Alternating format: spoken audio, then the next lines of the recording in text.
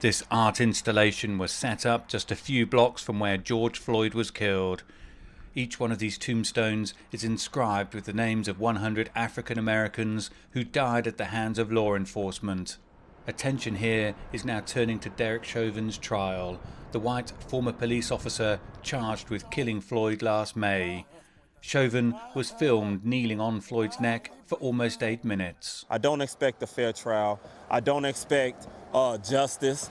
I expect more of the same. Jason Soul is an adjunct professor at Minneapolis's Hamline University, Department of Criminal Justice and Forensic Science. We've been criminalized and demonized and slaughtered out here, and it's time for us to get some justice.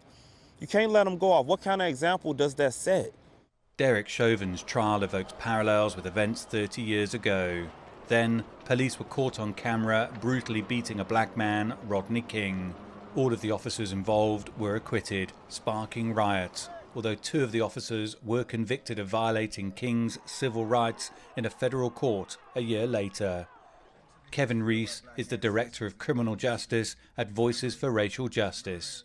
This trial is for America to have an opportunity to show that we live up to our ideals of liberty and justice. This trial is about y'all justice system that y'all created. This is y'all language, y'all justice system. And let's see if y'all honor y'all own system.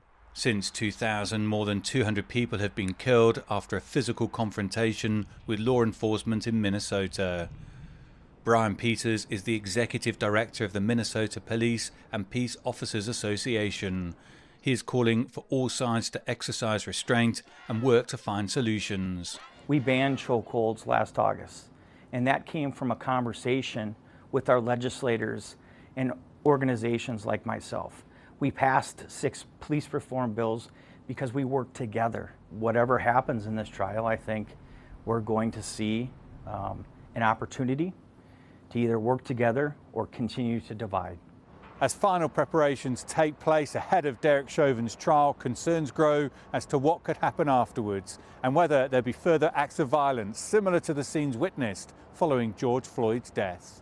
Over the years, Jason Soul has helped launch a number of public safety initiatives. But he says he also understands the anger in the community following Floyd's death. I got a platform, but I know some people who don't got a platform. And they're going to be heard, too. You know, we need justice for George Floyd. That's what I'll say, man. We need justice for George Floyd. And if it ain't no justice, it ain't no peace. I mean, you kind of know how this goes. So they get a chance to actually create the peace. The local community, along with the eyes of the world, will be watching events at this courthouse very closely. Dan Williams, CGTN, Minneapolis.